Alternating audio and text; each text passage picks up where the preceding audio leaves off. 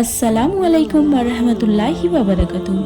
প্রিয় দর্শক, আজ আমরা একটি সুন্দর এবং ছোট আমল শিখিয়ে দেব, যে আমলটি করলে আপনার মনের আশা বাসনা চাহিদা পূরণ হবে ইনশাআল্লাহ।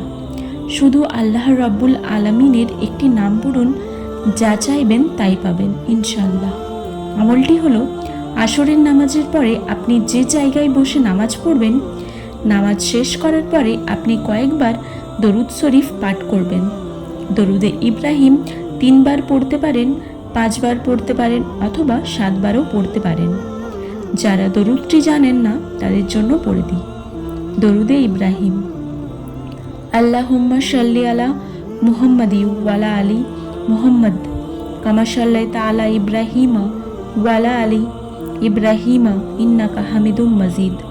আল্লাহুম্মা বারিক আলা মুহাম্মাদিউ ওয়ালা আলি মুহাম্মদ কামা বারিকতা আলা ইব্রাহিমা ওয়ালা আলি ইব্রাহিম ইন্নাকা হামিদুম মাজিদ।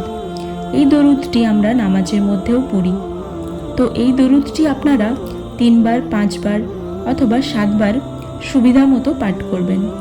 তারপরে আল্লাহ রব্বুল আলামিনের 99টি নামের মধ্যে একটি সুন্দর নাম আছে, যে নামটি হলো ইয়া রহমানু।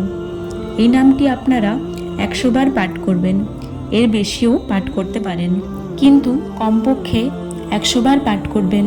তারপর আবার দরুদ ইব্রাহিম পাঠ করবেন 3 বার 5 বার অথবা 7 বার আপনার সুবিধে মতো। তারপরে আপনারা আল্লাহ তাআলার কাছে মন ভরে দোয়া করবেন, আকুতি বিনতি সহকারে চোখের পানি ফেলে দোয়া করবেন ইনশাআল্লাহ।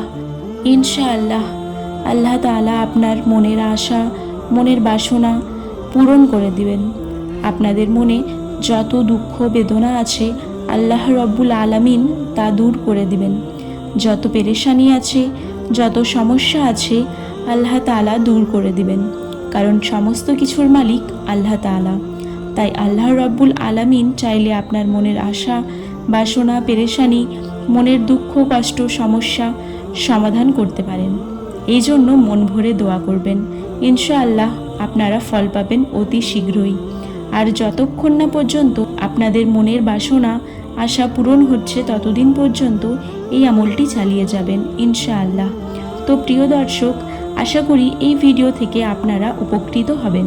এইরকম আরও ইসলামিক ভিডিও পেতে আমাদের চ্যানেলটি সাবস্ক্রাইব করুন।